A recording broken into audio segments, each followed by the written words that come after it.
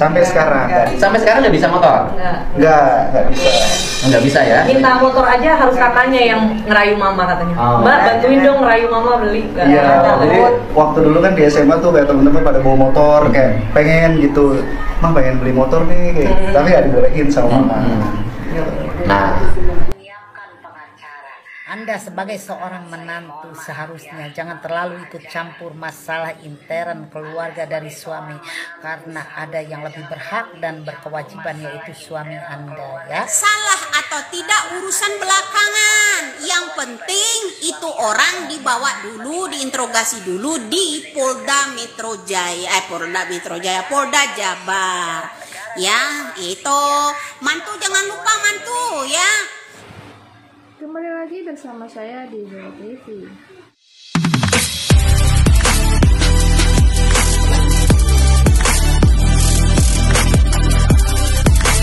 Ini kita akan membahas soal mobil yang dikendarai oleh anak mantan Bupati Cirebon yang bernama Ramadhani, bertuliskan plat mobilnya Egy AN. Apakah itu sebagai bukti bahwa menandakan nama itu adalah Egy Setiawan? Begini videonya. Sampai sekarang. sampai sekarang nggak bisa motor? Nggak bisa. Nggak bisa ya? Minta motor aja harus kakaknya yang ngerayu mama katanya. Mbak bantuin dong ngerayu mama beli. Iya, jadi waktu dulu kan di SMA tuh kayak temen-temen pada bawa motor, kayak pengen gitu, mah pengen beli motor nih, kayak, tapi nggak dibolehin sama mama. Nah, Nih, hampir mencapai 13.000 bro. Kata Pak Dedi, bawa aja dulu anaknya ke Polda Jabar Kumis. Ya. Kemudian soal bersalah atau tidak urusan belakangan. Yang penting itu orang dibawa dulu, diinterogasi dulu di Polda Metro Jaya, Polda Jabar. Ya, itu mantu, jangan lupa mantu ya. Nggak mau minta alamat rumahnya Widya, masa cuma ngasih 10 juta, pengacara apa itu bro? Kalah sama Hotman Paris ya. Hotman Paris aja sekali tampil itu 7 miliar bro. Guys, kalian sudah menonton belum video tentang pernyataan dari menantu mantan Bupati Cirebon, yaitu Fatimah Az-Zahra, ya, yang dia sudah memantau satu akun seorang wanita, ya, dan sudah menyiapkan pengacara. Menurut pendapat saya, mohon maaf ya Fatimah Az-Zahra, Anda sebagai seorang menantu seharusnya jangan terlalu ikut campur masalah intern keluarga dari suami, karena ada yang lebih berhak dan berkewajiban, yaitu suami Anda, ya, Fatimah Az-Zahra. Dan perlu saya jelaskan di sini, negara Indonesia adalah negara demokrasi, ya. Kita sebagai warga Indonesia punya hak untuk memberikan narasi, membuat informasi yang beritanya real, ya, sesuai dengan kabar berita yang beredar di sosial media dan hasil digital. Jangankan anak dari mantan seorang Bupati Cirebon, sekalipun anak dari Bapak Jokowi, Mas Gibran, banyak dihujat para netizen, tapi Bapak Jokowi legowo bersama Mas Gibran, hanya diam dan tersenyum, karena diam itu emas, ya. Kalian semakin berklarifikasi terus menerus bersama Peggy Setiawan, justru bukan mengurangi rasa kecurigaan para netizen, malah menambah kecurigaan para netizen. Karena apa? Setiap kalian klarifikasi banyak kejanggalan-kejanggalan di sana, ya. Kalian datang klarifikasi kepada keluarga Peggy Setiawan yang di Cianjur disumpah Al-Quran, Peggy Setiawan yang disumpah Al-Quran, yang berbicara Pak Cecep. Kenapa tidak mantan wakil Bupati Cirebon dengan si Peggy Setiawan yang ngomong? Jangan Pak Cecep, ya. Dan ketika Peggy Setiawan ditanyakan foto Peggy Setiawan bersama si Eki, katanya itu bukan si Eki, si Babang, ya. Dan ketika ditanyakan lagi tentang foto si Peggy Setiawan bersama si Aep, katanya itu bukan Aep, tapi temennya namanya si Aceng.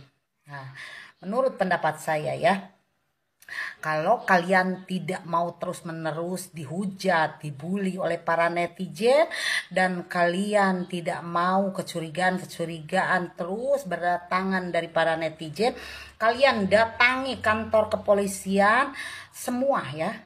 Peggy Setiawan, mantan wakil Bupati Cirebon ya. Di sana kalian dihipnotis oleh uya-kuya ya. Mungkin para netizen. Ternyata Ibtu Rudiana lah yang menumbalkan anaknya demi jabatan dan bisnis narkoboy dengan sang jenderal. Dan Ibtu Rudiana sudah ditangkap semalam. Itu hoax. Hoax jahat sekali untuk yang pertama. Ibtu Rudiana itu masih menjalani pemeriksaan. Itu saja. Jadi gini ya, dengarkan sampai selesai biar kalian paham. Tidak ada satupun ayah yang rela anaknya meninggal begitu saja. Sehingga Pak Ibtu Rudiana pada waktu itu mencari para pelaku sehingga mendapatkan 7 tersangka yang sudah menjalani tahanan saat ini. Bukan dari insting saja ya, tapi dari beberapa saksi yang sudah dibuat oleh sang maestro. Paham? Di sini Ibtu Rudiana itu diperiksa untuk mengetahui bahwa dia itu melakukan pelanggaran kode etik atau tidak dalam proses penangkapan waktu itu. Banyak spekulasi juga bermunculan sekarang bahwa apakah benar itu tuh diawali dari kasus narkoboy di tahun 2016? Apakah itu benar? Ada 2 hal yang membuat itu terjadi. Yang pertama adalah ya tentang narkoboy, karena beliau susah sekali diajak kompromi di awal, sehingga terjadilah informasi dan segala macam, sharing informasi sampai ada penangkapan kapal tersebut. Tapi itu bukan hasil kerja Pak Ibtu Rudiana ya, karena Pak Ibtu Rudiana itu levelnya dulu masih agak di bawah, jadi bukan dia gitu. Yang kedua ya persaingan antara anak polisi sama anak polisi itu. Lalu kesalahan Pak Ibtu Rudiana di mana nih dari kasus ini? Kesalahannya dia adalah diam dan mengikuti alur cerita yang sudah dikarang oleh keluarga sang maestro. Ya, karena dia juga penuh tekanan, bingung sebenarnya. Jadi bukan kok dikasih jabatan segala macam, ya ada sedikit-sedikit itu, tapi ya bukan itu, karena ya susah gitu loh. Dia serba salah. Jadi besok kalau sampai ada apa-apa dengan Ibtu Rudiana atau akhirnya Ibtu Rudiana bersalah total di kasus ini, dia sebagai tumbal saja. Percaya saya. Karena tugas penjaga rumah, paham kan, adalah melindungi rumah besarnya. Lebih baik dia berkorban daripada rumah besarnya hancur berantakan, apalagi orang-orang dalamnya banyak yang terseret keluar. Biasanya seperti itu. Paham kan kalian rumah besar yang saya maksud itu apa? Paham kan? Dan kalau masih ada yang nanya, pelakunya siapa? Pelakunya siapa? Pelakunya siapa? Pengen tahu kalian kan? Satu, pelakunya kan sudah tertangkap satu kan sudah tertangkap. Dan si pelaku itu juga ada sedikit keistimewaan kan waktu itu kan? Ya kan? Itu salah satu pelaku ya maksud saya kan ya. Dan dia juga sudah dipindah lapas, beda dari yang 7 waktu itu. Dia sudah dibedakan lapasnya, dan di tahun 2017 sudah beda kan dia lapasnya kan. Setelah putusan tuh, udah nggak tahu. Ada yang tahu lapasnya dia di mana? Terakhir dia main sosmed tahun 2017, habis itu dimarahin sama sang maestro. Kalau kamu main sosmed, main aja, tapi jangan pakai akunmu, ganti akun yang lain. Dan kamu pakai nama yang lain juga. Seperti itu. Ada gosip keluar masuk nih dari lapas. Gosip ya. Keluar masuk dari lapas. Yakin dia masih di dalam lapas? Apa karena sekarang hot-hotnya lagi ini, viral-viralnya dia masuk lapas lagi belakangan ini? Kalian cari tahu aja sendiri. Banyak tuh pegawai lapas kan. Cari informasi dari mereka. Gampang. Terus masalah tuduhan anak jenderal yang melakukan. Terus anak itu yang melakukan. Anak jenderal ngapain mengotorin tangan? Dia masih banyak kroco-kroco yang disuruh. Jadi bukan nggak perlu mengotori tangannya mereka, nggak perlu itu. Baiklah, maka dapat kita simpulkan bahwa tadi Ramadhani, anak mantan Bupati Cirebon itu mengendarai mobil yang plat mobilnya itu bertuliskan Egy. Apakah itu mobil Egy Setiawan atau hanya kebetulan? Kemudian kakak tadi juga menyebutkan bahwa seharusnya agar mantan Bupati Cirebon itu tidak dihujat netizen, seharusnya dia melaporkan diri kepada polisi dan bisa minta untuk dihipnotis ya agar netizen percaya kepada apa yang diklarifikasikan tersebut. Jadi untuk itu maka ajaklah Peggy Setiawan juga untuk melapor ke kantor polisi agar membuktikan kalau memang benar Peggy dan keluarga mantan Bupati Cirebon ini tidak bersalah. Sekian, terima kasih. Kita tunggu video selanjutnya.